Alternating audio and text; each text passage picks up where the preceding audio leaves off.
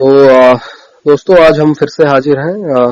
आज हम चर्चा करेंगे बिहार चुनाव को लेकर। बिहार चुनाव जो कि आप सबने देखा कितना अ, कांटे की टक्कर रही। जो मुख्य दल थे दो, लेकिन यहाँ पे जो देखने वाली बात है वो ये है कि किसी भी दल को इतना ज्यादा स्पष्ट जनादेश नहीं मिला। कांटे की टक्कर रही। और जो आरजेडी का एक कह सकते हैं एक रनर अप के तौर पर उसने बहुत अच्छा प्रदर्शन किया, क्योंकि एक क्षेत्रीय पार्टी का इस तरह से प्रदर्शन करना, और जब आपके ऊपर पहले से ही कई सारे आरोप हों, आपको जंगल राज और पिछली पीढ़ी का भी हिसाब देना हो, तो कहीं ना कहीं अपने नेतृत्व में तेजस्वी ने अच्छा किया।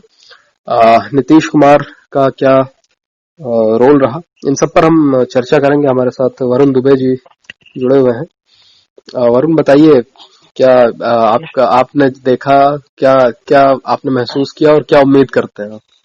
कुल देखिए, मैं बिहार चुनाव को, मैं बिहार में था नहीं, लेकिन बिहार चुनाव को मैं लगातार बहुत बारीकी से समझने और देखने की कोशिश कर रहा था, क्योंकि कहा जाता है कि बिहार की राजनीति अगर आपने समझ ली तो एक आपकी राजनीतिक समझ अच्छी तरह से विकसित हो जाती है। बिहार चुनाव में अगर आप देखें तो जिस तरीके से एनडीए लड़ रहा था, एनडीए में इस बार हम और विकासशील इंसान पार्टी जो वीआईपी है वो भी आ गए थे, और एक तरफ था महागठबंधन जिसमें आरजेडी कांग्रेस और लेफ्ट थी। और एक तरफ जो था, जिन्हें आप वोट कटवा कहिए या अन्य कहिए, कुछ भी कहिए, देखिए हंसी मजाक अपनी जगह है, लेकिन सभी पार्टियों को अधिकार है लोकतंत्र में कि सभी लड़ सकते हैं, चाहे वो असुद्दीन ओवैसी की पार्टी हो या चिराग पासवान की हो। हाँ, इसमें आप राजनीतिक पेच जरूर ढूंढ सकते हैं। तो इस बार का बिहार चुनाव अकुल मुझे बड़ा दिलचस्प लगा। अच्छा, तो अगर तुलना करें तो ये लगभग जैसे अमेरिका चुनाव था, आखिरी तक कुछ भी कहना मुश्किल था, और कहीं ना कहीं बिहार चुनाव में भी जो एक असमंजस की स्थिति थी वो आखिर तक बनी हुई थी। हाँ, बिल्कुल बनी हुई थी। अकुल, एक बात बताइए, आपने कितने हद तक इस चुनाव को समझा, देखा? आपको क्या लगा कि कहाँ बेहतर और हो सकती थी पार्टियां, या किन पार्टियों से, चाहे वो नीतीश कुमार हो या तेजस्वी यादव है, कहाँ चूक हो गई? चूक मुझे लगता है चूक आरजेडी की तरफ से कम हुई है, और जो सबसे ज्यादा चूक हुई वो कांग्रेस की तरफ से हुई, क्योंकि कहीं ना कहीं उनकी सीटों की संख्या को अगर हम देखें तो सबसे कह लें कि खराब प्रदर्शन अगर रहा तो उन्हीं का रहा जी। बाकी वाम दल भी लड़े, और आरजेडी तो अपना जहां जहां भी लड़ी उसने प्रदर्शन ठीक ठाक किया। लेकिन गौर करने वाली बात यह है कि आखिर में देखा जाए तो पोस्टर बाजियों में जिस तरह से एक होता है कि आपका लोकल नेता की तस्वीर होती है, लेकिन यहाँ पर बड़ी होशियारी से नीतीश को रिप्लेस किया गया मोदी जी से। अब जाहिर सी बात है, इलेक्शन जो लड़ा गया वो मोदी वर्सेस आरजेडी हो गया। हाँ, तेजस्वी हो गया, मोदी वर्सेस तेजस्वी। अब मोदी जी अपने आप में एक बहुत बड़े क्या कहा जाए, एक बड़ी पर्सनैलिटी है। उनको टक्कर देने के लिए मुझे नहीं लगता कोई भी क्षेत्रीय पार्टी इस हद तक उनको टक्कर दे सकती थी, और जिस हिसाब से तेजस्वी ने उनको कहीं ना कहीं टक्कर दी, भले ही वो हार गए हों, लेकिन इस बात से कोई इनकार नहीं कर सकता कि उन्होंने इस मुकाबले को बड़ी हिम्मत से और मतलब मुकाबला दिलचस्प बना दिया, दिलचस्प रहा। कोशिश पूरी की थी उन्होंने, कोशिश पूरी करी, और जब सामने मोदी जैसे नेता हो तो अपने आप में एक ये बहुत मुश्किल काम होता है। हाँ। लेकिन फिर भी उन्होंने जितना किया उसके लिए वो बधाई के पात्र हैं। बाकी पार्टियों ने भी यथासंभव अपना अपना योगदान दिया, तो यही रहा। बाकी और भी कई कारण हैं, चर्चाएं हो सकती हैं। हाँ, नहीं, इसमें तो कोई शक नहीं है कि बिहार चुनाव न सिर्फ समझने का बल्कि चर्चा का विषय भी अब कुछ दिनों तक तो रहेगा। मैं नहीं कहता कि लंबे वक्त तक इस पे चर्चा होगी, लेकिन कुछ दिनों तक, जब तक नीतीश कुमार जब भी इस तरह के दिलचस्प मुकाबले होंगे, मुझे लग रहा है कि एक मिसाल के तौर पर, एक उदाहरण के तौर पर इसे जरूर याद किया जाएगा। हाँ, नहीं, इस तरह का उलटफेर और गुटबाजी और गोलबंदी हुई थी। वही बात है कि अब बिहार चुनाव के नतीजे चाहे जो भी रहे हों, लेकिन कोशिश हर पार्टी ने अपनी तरफ से पूरी की। वो अच्छे ढंग से लड़े भी, और कुछ खामियां अगर आप देखना चाहें तो खामियां भी मिलेंगी। तो जैसे अगर आप मुझसे पूछें कि मैंने बिहार चुनाव में क्या देखा और क्या समझा, तो जाहिर सी बात है कि सबसे पहले हम बात करते हैं बीजेपी की, और बीजेपी में जितने दल थे एनडीए की। इस बार अगर आप एनडीए को समझने की कोशिश करें तो एनडीए में दो पार्टियां और छिटक के आई थी। वो थी हिंदुस्तानी आवाम मोर्चा जो जीतन राम मांझी की थी, और एक थी विकासशील इंसान पार्टी वीआईपी जिसके कर्ता धर्ता मुकेश साहनी थे। इन लोगों को कहीं ना कहीं तेजस्वी का नेतृत्व जो था वो रास नहीं आ रहा था, तो इसलिए वो टूट के आए कि हमें थोड़ी इज्जत भी मिलेगी, और शायद है कि प्रधानमंत्री का सामने चेहरा है, संभावनाओं की तलाश में थे। तो अगर आप देखें तो बीजेपी ने विकासशील इंसान पार्टी को अपने कोटे से 111 सीटें दी थी और खुद वो 110 सीटों पे लड़ी, और जेडीयू ने जीतन राम मांझी को 6 सीटें दी थी 122 में से, और बाकी की सीटों पे वो लड़ी। अब बात करते हैं बीजेपी की। बीजेपी ने जिस तरह से इस चुनाव में कैंपेन किया, खास करके मैं कहूंगा कि पहले चरण को छोड़ के दूसरे और तीसरे चरण की रैलियां देखें अगर आप, पहले चरण में प्रधानमंत्री आए तो वो एक दिलचस्प कहानी है। मैं एक अखबार का नाम लेके शुरू करूंगा। जब उनकी रैली थी तो उस रैली के अगले दिन जो अखबारों की सुर्खियां थी, मैंने तमाम अखबार खोजे, मुझे सबसे दिलचस्प हेडलाइन वो मेरे दिमाग में अभी भी छपी हुई है, वो थी नवभारत टाइम्स की, जिसमें उन्होंने साफ कहा था कि बिहार में काबा चीन और पाकिस्तान बा। अच्छा, चीन और पाकिस्तान बा। तो कहीं ना कहीं आप समझने की कोशिश कीजिए कि वो प्रधानमंत्री की रैली का पूरा सार बता रहा था कि प्रधानमंत्री ने उस रैली में किस तरीके से चीन को लेके कहा कि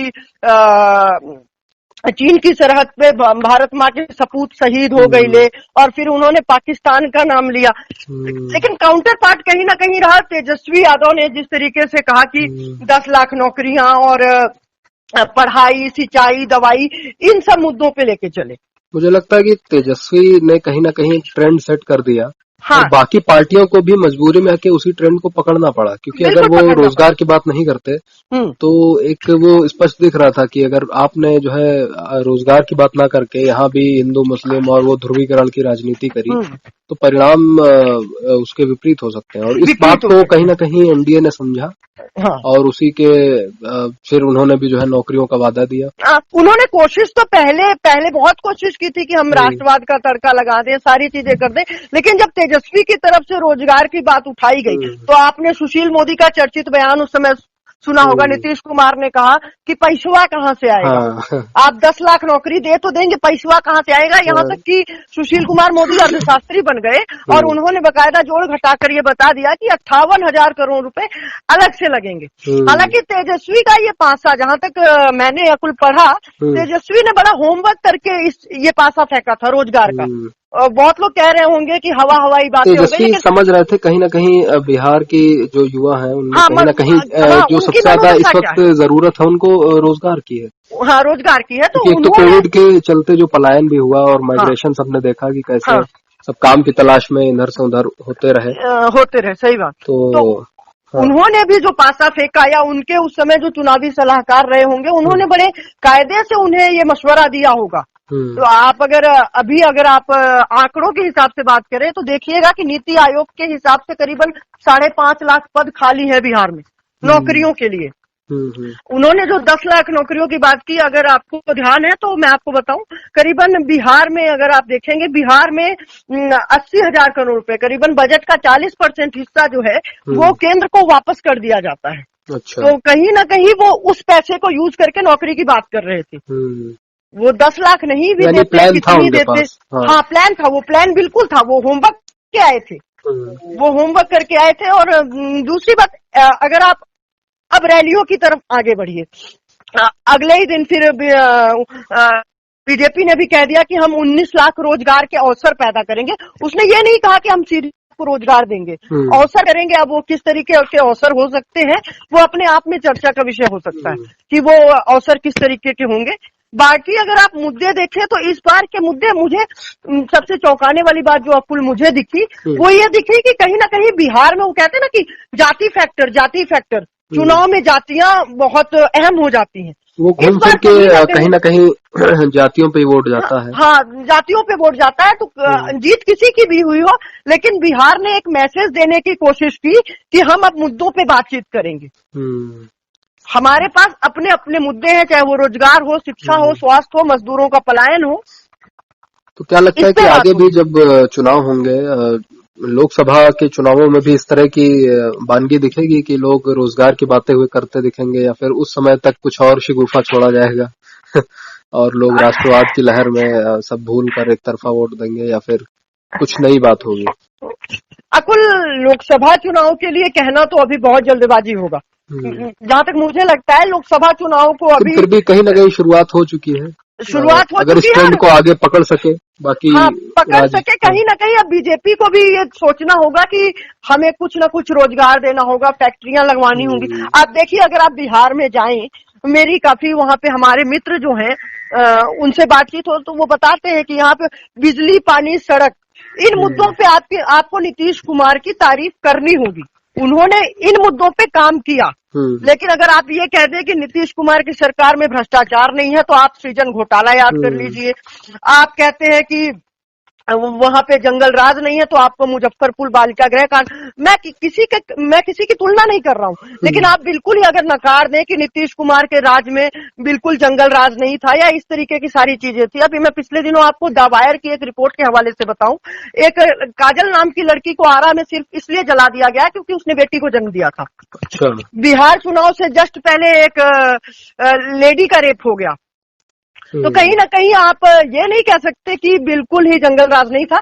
लेकिन लालू के जो आपने कभी किताबों में पढ़ा हो, क्योंकि हम तो आज की पीढ़ी हैं, हमने उस दौर को नहीं देखा, लेकिन कहीं ना कहीं अगर आप उससे तुलना करें तो नीतीश कुमार बेहतर स्थिति में लेके आए। नीतीश कुमार गच्चा कहाँ खा गए? उन्होंने रोजगार के मुद्दों पे बिल्कुल शून्य रहे। शिक्षा के मुद्दों पे आपको टॉपर घोटाला याद ही होगा कि किस तरीके से वहाँ की छात्रा को पॉलिटिकल साइंस में जब पूछा गया कि क्या पढ़ाया जाता है, तो उन्होंने कहा कि वो होम साइंस वाले सब्जेक्ट, पॉलिटिकल साइंस में खाना बनाने की विधि बताई जाती है। तो इन सब मुद्दों को आपको नहीं भूलना होगा। और अब ये देखना होगा कि एक बड़ी दिलचस्प बात यह है कि क्या बीजेपी नीतीश कुमार को सीएम कैंडिडेट, उन्होंने कहा तो है बार बार कि चाहे कम सीटें आए या ज्यादा सीटें आए, हमारे सीएम नीतीश कुमार ही होंगे।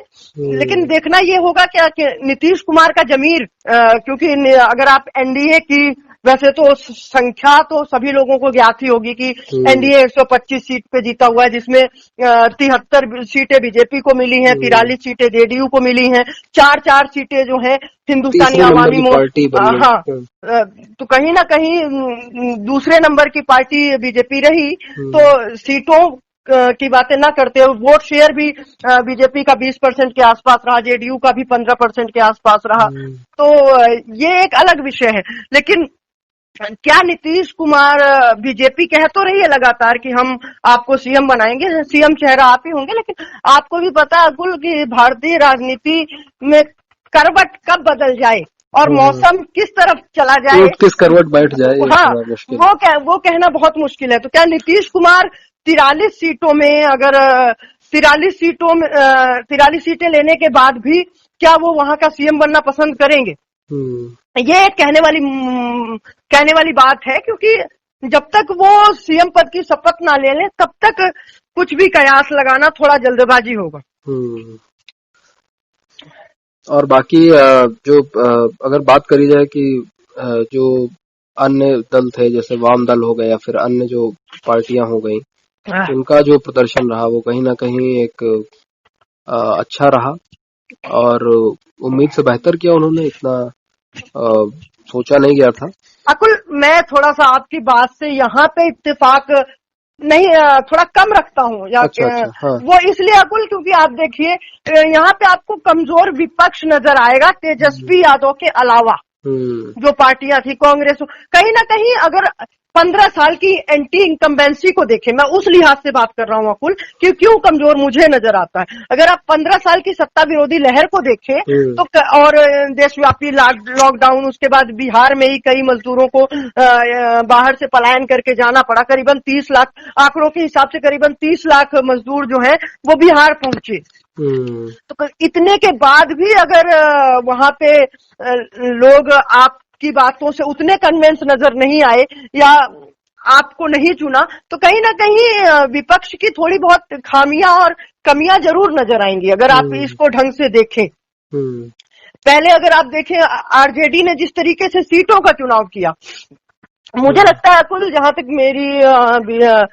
मेरी बातचीत भी हुई लोगों से, मैंने पढ़ा भी, मुझे ऐसा लगता है कि जो तेजस्वी यादव थे उन्हें अपने ऊपर थोड़ा और भरोसा करना चाहिए था, और जो वो 144 सीटों पे लड़े और उन्होंने कांग्रेस को 70 सीटें दे दी, जैसा आपने शुरू में ही कहा कि कांग्रेस कहीं ना कहीं कमी के रूप में नजर आई, उसने वो साथ, हाँ, कमजोर कड़ी साबित हुई, और उसने साथ देने के बजाय जो है उसने रोड़ा अटका दिया अगर मैं कहूँ। और वहीं आप लेफ्ट को देखिए तो लेफ्ट का स्ट्राइक रेट आपको सबसे अच्छा नजर आएगा। तो मुझे ऐसा लगता है कहीं ना कहीं कांग्रेस को थोड़े कम सीटें देनी चाहिए थी।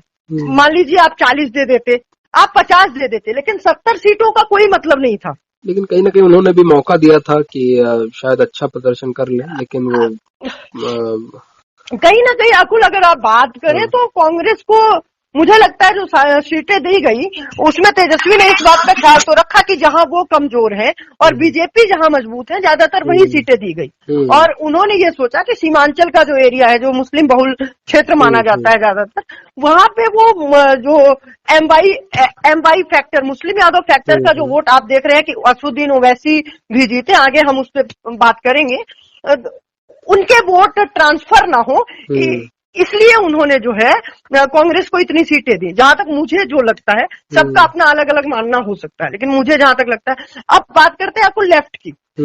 लेफ्ट देखिए तो अगर आप इतिहास में जाके देखें तो 1970-72 के आसपास लेफ्ट एक समय मतलब 35-40 सीटें भी हुआ करती थी। मुझे वो 70 का दशक याद है, जब लेफ्ट बहुत अच्छी उसकी पकड़ हुआ करती थी, अच्छी स्थिति में थी। हाँ, आप लेफ्ट की बात देखें, जहां इन्होंने 29 सीटें जो लेफ्ट को दी हैं, जिसमें सीपीआई, सीपीएम और भारतीय कम्युनिस्ट पार्टी माले हैं, इसमें भी अगर आप भाकपा माले हैं, तो इसमें भी अगर आप स्ट्राइक रेट देखने की बात करें तो सीपीआई को 2 सीटें आई हैं, अगर मैं आंकड़ों के हिसाब से बताना चाहूँ, सीपीआई को 2 सीटें आई हैं, सीपीएम को 2 सीटें आई हैं, लेकिन इसके उलट आप देखिए भाकपा माले को 12 सीटें आई हैं।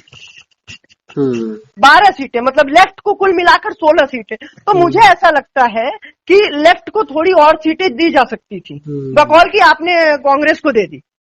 वहीं अगर इनका जो प्रदर्शन था वो कहीं ना कहीं संभावित नहीं था। बहुत ज्यादा पॉलिटिकल पंडितों को भी इतनी उम्मीद नहीं थी कि उतना अच्छा प्रदर्शन इनका रहेगा। हाँ बिल्कुल, तो इस हिसाब से, क्योंकि इस चीज को पहले किसी ने भी पॉइंट आउट नहीं किया कि उन्हें ज्यादा दी जानी चाहिए थी या कम, क्योंकि किसी को भी वहाँ बहुत ज्यादा उम्मीद नहीं दिख रही थी। यहाँ पे अभी तो इलेक्शन के बाद हाँ लोगों को लग रहा है कि हाँ कहाँ कमी रह गई, तो वो एक एनालिसिस हो सकता है। हाँ, ये विश्लेषण का विषय है, लेकिन यहाँ पे भी अगर आप विश्लेषण नहीं कर पाए, क्योंकि अगर आप थोड़ा पीछे जाएं 2015 के चुनावों में चले तो वहां आप पाएंगे कि जो भाकपा माले है, जो इस बार 12 सीटें जीती, वो पिछली बार अकेले लड़ी थी और 3 सीटें जीती थी। 3 सीटें जीती थी, और कई जगह पे लेफ्ट का, मैं आपको बताऊं, कई जगह पे वो हालत थी कि वो दूसरे नंबर पे रहे थे या तीसरे नंबर पे रहे थे, उस तरीके से। तो कहीं ना कहीं मुझे लगता है कि यहाँ एक तेजस्वी यादव से चूक हुई कि उन्होंने लेफ्ट को जो है वो कम सीटें दी, बकौल की कांग्रेस 70 सीटों पे। आप देखिए ना कुल की, पिछली बार चलिए आप 41 सीटों पे जो है 41 सीटों पे लड़े थे, 27 जीत गए थे, लेकिन पिछली बार आपके साथ गठबंधन में जेडीयू भी था, नीतीश कुमार भी थे। इस बार मुझे लगता है कि कहीं ना कहीं या तो चूक हुई या तो होमवर्क करने में गलती हो गई कि कांग्रेस को इतनी ज्यादा सीटें दे देना, क्योंकि कांग्रेस हो सकता था कि कांग्रेस अकेले लड़ जाती। एक फैक्टर आप ये भी देख सकते हैं कि कांग्रेस अकेले लड़ जाती तो तेजस्वी का गेम और खराब हो सकता था। और कांग्रेस इस चुनाव में अकुल अगर आप देखें तो मैं आपको एक चीज बताता हूँ, कांग्रेस ने, आप देखिए कि मुस्लिम बहुल जो क्षेत्र थे वहां पे रैलियां कितनी थी, या कितने लोग केवल कांग्रेस की तरफ से राहुल गांधी एक्टिव थे, बाकी कोई एक्टिव नहीं था बिहार चुनावों में। और कांग्रेस के साथ एक जो समस्या हुई वो ये भी है कि चूंकि बिहार में उनका कोई एक हर जगह राहुल गांधी नहीं कवर अप कर सकते, एक आपका ऐसा नेता हर राज्य में होना चाहिए।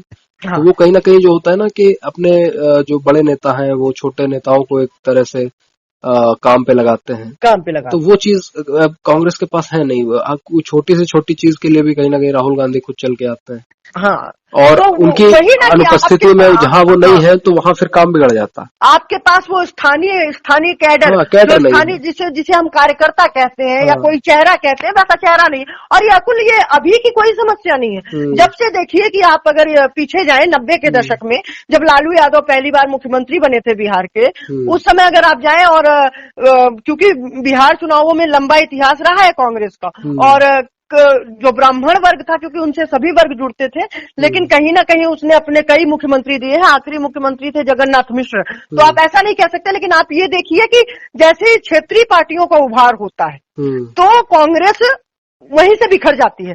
कांग्रेस अगर आप बात करें तो 1995 में सबसे ज्यादा बिहार में 29 सीटें जीतने में कामयाब हुई थी। उसके बाद से वो छिटकती ही गई। कहीं ना कहीं कांग्रेस का ध्यान नेशनल स्तर पे ज्यादा रहा, नेशनल लेवल पे ज्यादा रहा, और क्षेत्रीय जो है उन्होंने क्षेत्रों को जो है बाकी राज्यों में अब उनकी पकड़ ढीली होती गई उसके कारण, क्योंकि क्षेत्रीय पार्टियां उभरती गई। हाँ, और नई पार्टियों का जन्म होता रहा। आप देखिए कि किस तरीके से चंद्रबाबू नायडू, पे लोगों के पास दो ही विकल्प होते थे, अब तो जो है इतने विकल्प हैं कि गठबंधन भी बनता है, महागठबंधन बनता है। हाँ, आने वाले समय में और बड़े गठबंधन होंगे तो उनको भी कुछ नया नाम दिया जाएगा, महागाड़ी टाइप का कुछ।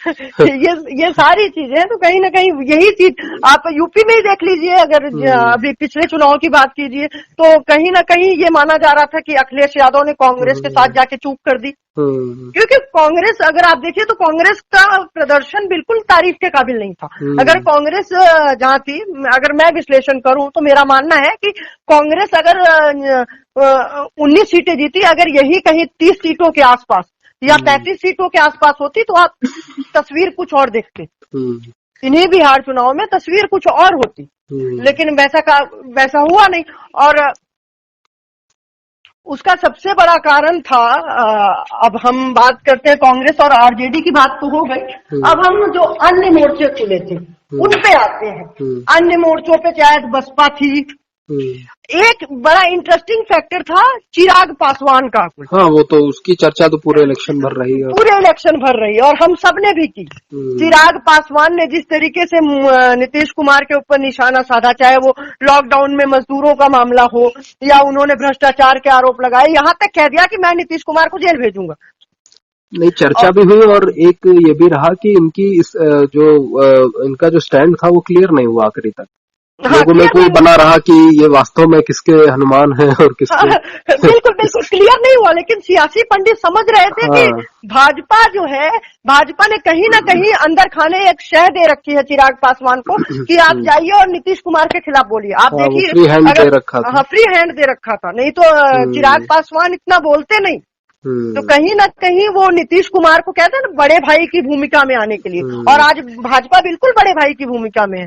अगर आज नीतीश कुमार ये सोच जरूर रहे होंगे कि क्या 43 सीटों के कहीं ना कहीं अगर देखा जाए तो जो नीतीश का वो बयान था लालू के परिवार को लेकर, हाँ, कि बेटियां उन्होंने करी और इस तरह से, हाँ, तो वो कहीं ना कहीं खींच जो थी वो दरअसल लोजपा की, हाँ, लेकिन वो डायरेक्ट कुछ भी पासवान को बोल नहीं सके। हाँ, लेकिन पासवान को बोल नहीं सके।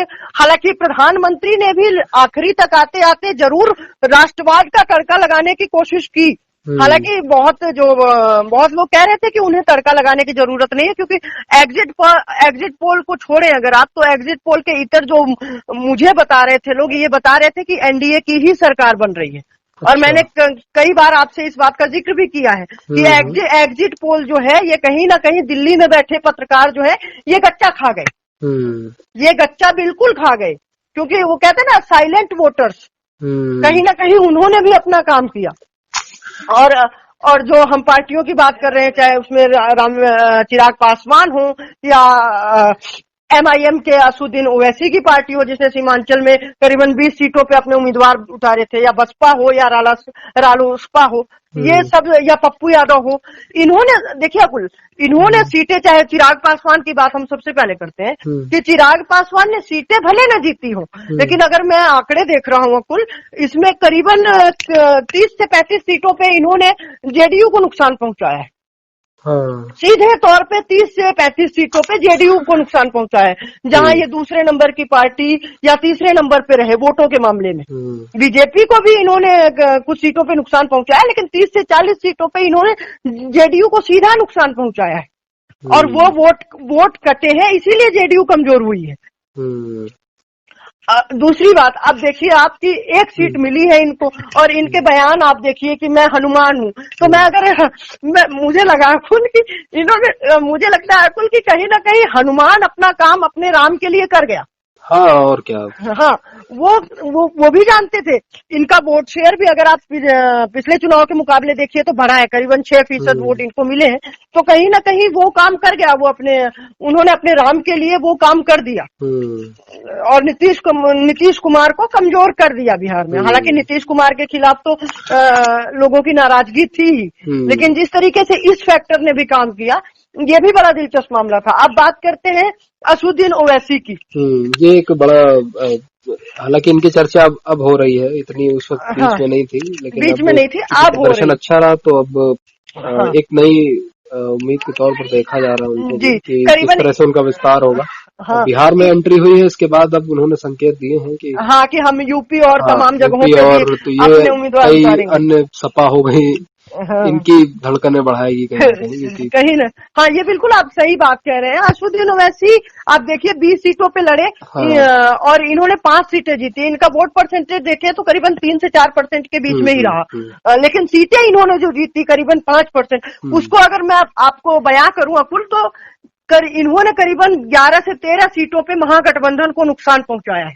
और इतने नजदीकी मुकाबले में, इतने चुनाव के इस नजदीकी मुकाबले में आपको और दर्शकों को ये समझाने की जरूरत नहीं कि एक एक सीट किस तरीके से मायने रखती है। तो कहीं ना कहीं 11 से 13 सीटों पे सीधा नुकसान। अच्छा, इसमें तेजस्वी यादव को ये कॉन्फिडेंस था कि असुद्दीन ओवैसी के साथ वोटर्स नहीं जाएंगे, उनको जो MY फैक्टर था, मुस्लिम और यादव पुराने पारंपरिक वोट बैंक पे भरोसा था। तो आप कहीं ना कहीं एक गलती ये भी कह सकते हैं कि इनका कोर वोट बैंक भी इनसे छिटका, या असुद्दीन ओवैसी ने इनके वोट बैंक में सेंधमारी की। हाँ, ये भी कह सकते हैं। वो अलग बात है कि असुद्दीन ओवैसी लड़े, और उनको पूरा हक है कि वो बिहार समेत भारत के किसी भी राज्य में लड़ सकते हैं। हाँ। ये अलग बात है, लेकिन उन्होंने, अगर आप विश्लेषण करें तो असुद्दीन ओवैसी ने कहीं ना कहीं सेंधमारी की, और 5 सीटें जो इन्होंने जीती, 5 सीटें अलग जीती, लेकिन जो मैं आपको बता रहा हूँ कि इन्होंने महागठबंधन को 11 से 13 सीटों पे सीधा नुकसान पहुंचाया है। आप सोचिए, अगर ये वोट बटे न होते तो आज तस्वीर कुछ और देख रहे होते आप। ये तो है। और भी कई पार्टियां थी, पप्पू यादव थे, या रालोसपा थी। युवा जो ऐसे प्रत्याशी थे जो पहली बार लड़ रहे थे, या फिर युवा थे, हाँ। तो उनकी क्या स्थिति रही, मतलब चाहे वो किसी भी दल के हों, कहीं ना कहीं ज्यादातर हार का ही सामना करना पड़ा। लंदन से आई इस बार एक पुष्पम प्रिया जो थी, उन्होंने काफी चर्चा में रही, और आपको जान के और भी हैरानी होगी कि उन्हें नोटा से भी कम वोट मिले। अच्छा, नोटा से भी कम वोट मिले हैं। तो इसको किस तरह से देखा जाए, क्योंकि जब ऐसा कोई प्रत्याशी होता है, भले ही वो लंदन से पढ़ के आई हो, लेकिन उनके बजाय लोग ऐसे नेता जो कहीं ना कहीं अशिक्षित हैं या फिर शिक्षा का अभाव है, उन्हें चुनना ज्यादा पसंद करते हैं, या फिर इस वजह से कि चूंकि पहले से वो स्थापित है, इस वजह से लोगों का मन नहीं दौड़ता दूसरी तरफ। अकुल, यही राजनीति है, और भारत की राजनीति में सबसे अहम चीज होती है मतदाताओं पे पकड़। आप पहली मर्तबा आप लंदन से आए, पढ़ लिख के आए, तो यहाँ का वोटर आप देखिए कि उतना पढ़ा लिखा नहीं है, उसकी जरूरतें क्या है, वो अपनी जरूरतों तक सीमित है। लेकिन फिर भी क्या लगता है कि इस तरह के अगर युवा, इस बार पहली बार था उनका तो ठीक है, लेकिन अगली बार अगर पूरी ताकत झोंक दें तो क्या जीत सकते हैं क्या? क्योंकि क्या इतना आसान है पुरानी पारंपरिक पार्टियों के आगे अपना एक निर्दलीय उनसे टक्कर लेना। अकुल, आपने खुद ही इस सवाल का जवाब दे दिया। हाँ। कि क्या इतना आसान है, जो आपने ये क्या लगा दिया ना। हाँ। यही पे बात जो है वो आके रुकती है, क्योंकि अभी पुष्पम प्रिया को अगर एक पार्टी बनानी है, वो भले जो है जेडीयू के विधान परिषद सदस्य जो विनोद चौधरी है उनकी बेटी हो, वो अलग बात है, वो अलग चीज है। लेकिन बिहार में एक पॉइंट ये भी था कि नोटा भी अच्छे खासे पड़े हैं, तो अगर हाँ। केवल नोटा को ही जोड़ लिया जाए तो एक नई पार्टी बन सकती है। तो कहीं ना कहीं बहुत से लोगों ने इस बात को चुना है। अगर नोटा की संख्या देखें तो उससे साफ हो जाता है कि बहुत से लोग ऐसे भी हैं जो नहीं, किसी को भी परफेक्ट नहीं समझते, या फिर किसी में भी उम्मीद की किरण नजर नहीं आती। हाँ। लेकिन वही चीज है जो आप पुष्पम प्रिया के बारे में मुझसे पूछ रहे थे। इनको अभी बिहार की राजनीति करनी है तो पहले भारत में आई है, तो इनको पहले भारत की राजनीति को समझना होगा अकुल। यहाँ के मुद्दों को समझना होगा, तो धरातल पे उतरना होगा। धरातल पे उतरना होगा। आप ऐसे ही अचानक आके ये कहने लगे प्रत्याशी ये आपने अच्छा शब्द दिया कि पैराशूट प्रत्याशी। लंदन से आई और खुद को चीफ मिनिस्टर का कैंडिडेट घोषित कर दिया, कुछ प्रत्याशी उतारे। और नहीं, वो पहली बार चुनाव है तो कहीं ना कहीं सब नादानियां करते हैं। हाँ, अगर उस हिसाब से देखा जाए तो इतनी कोई पहली बार था, तो जाहिर है कि बहुत से ऐसे बयान होंगे जो राजनीति से इत्तेफाक भले न रखते हो। हाँ। लेकिन वही चीज है ना, इनकी चर्चा आप देखिए भले ही पहले हुई हो, लेकिन फिर बीच में ये चुनाव के समय में भी इन्होंने कल काफी सारे कहा कि ईवीएम हैक है, सारी चीजें हैं। तो इनको नेताओं वाले गुण आ रहे हैं, क्योंकि भले ही इस बार बाकी किसी नेताओं ने ज्यादा जोर ना दिया हो, लेकिन कुछ दिन पहले अगर हम जाएं तो बहुत से पिछले चुनाव या फिर उससे पिछले तो पूरे देश भर में चर्चा हुई ईवीएम हैक होने की। हाँ, ये थोड़ा सा लेट है इनका बयान। क्योंकि अब सबको पता चल चुका है कि बहुत ज्यादा उस दावे में इतना दम नहीं है, और उसमें कुछ होने वाला भी नहीं। हाँ, और अगर आप युवा उम्मीदवारों की बात करें तो श्रेयसी सिंह जो है वो जीत गई। हाँ, जीत गई। बांकेपुर से लव सिन्हा हार गए। तो कुछ लोग जीते, कुछ हारे। यही रहा इस चुनाव का हासिल।